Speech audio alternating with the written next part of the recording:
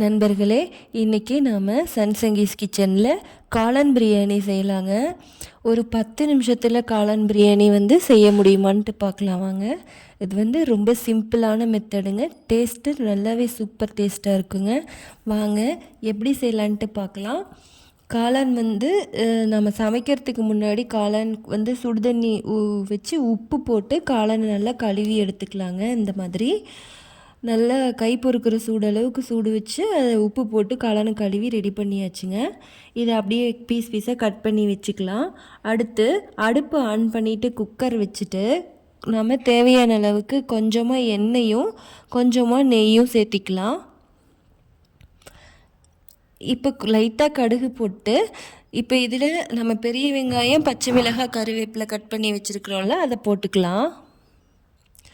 போட்டுட்டு இப்போ வெங்காயம் நல்லா வணங்குற வரைக்கும் கொஞ்சம் நேரம் வெயிட் பண்ணலாம்.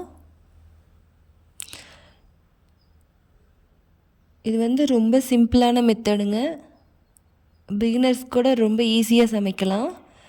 இப்போ நான் என்ன மசாலா போட்டிருக்கிறேன் அப்படின்னா, பிரியாணிக்கு தேவையான எல்லா பொருளுமே இதில் கலந்து நான் அரைச்சிருக்கேங்க மிக்சியில். அது என்னென்ன போட்டிருக்கேன்ட்டு நான் உங்களுக்கு வீடியோவில் நடுவில் சொல்கிறேன். ஸ்கிப் பண்ணாமல் பார்த்துட்டு வந்தீங்கன்னா அது என்னென்ன மசாலான்னு சொல்லுவேன். இது ரொம்ப டேஸ்ட்டான ஒரு சூப்பரான சுவையான இருக்குங்க. கண்டிப்பாக மிஸ் பண்ணாமல் பார்த்துட்டே இருங்க. அடுத்தது இப்போ நாம் காளானை சேர்த்திக்க போகிறோம். கட் பண்ணி வச்சுருக்கோம் பாருங்கள்.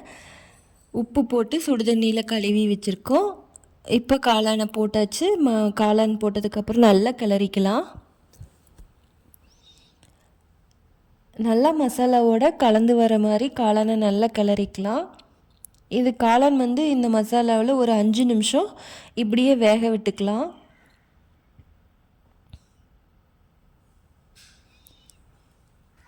நல்லா காளான் வெந்துருச்சுன்னா குளறி போன மாதிரி ஆகிடும். அதனால் ஒரு அரைப்பதம் வெந்ததுக்கப்புறமா தான் பாருங்கள் அதுலேயே தண்ணி விட ஆரம்பிக்கும். இந்த டைமில் தான் நாம் அரிசி சேர்த்திக்க போகிறோம்.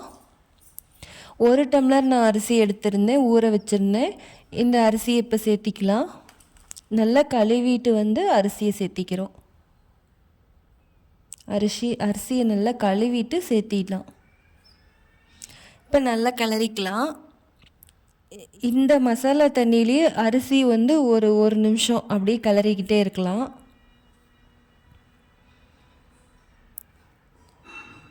இப்போ நம்ம எந்த டம்ளரில் அரிசி எடுத்தோமோ இந்த டம்ளரில் தான் அரிசி எடுத்தேன். அதே டம்ளரில் தண்ணி சேர்த்திக்க போகிறோம். 1 டம்ளர் அரிசிக்கு 2 டம்ளர் தண்ணி சேர்த்திக்கலாம். எக்ஸ்ட்ராலாம் நம்ம தண்ணி சேர்த்த தேவையில்லை. ஏன்னா காளானில் அதுவே தண்ணி விட்டுருந்தது பார்த்தோம்ல, அவ்வளோதான். அதனால் அது அப்படியே நல்லா கொதிக்கிட்டோம். நல்லா கிளறி விட்டுக்கலாம். இது கொஞ்சம் நேரம் அப்படியே நல்லா கொதிக்கணும்.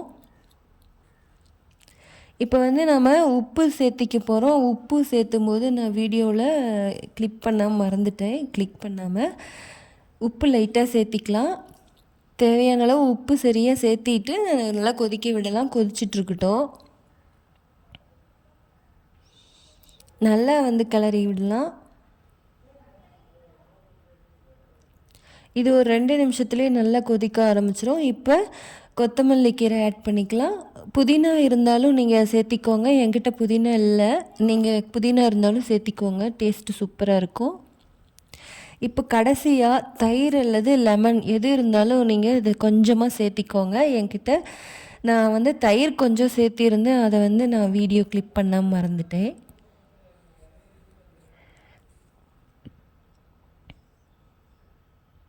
அவ்வளோதாங்க.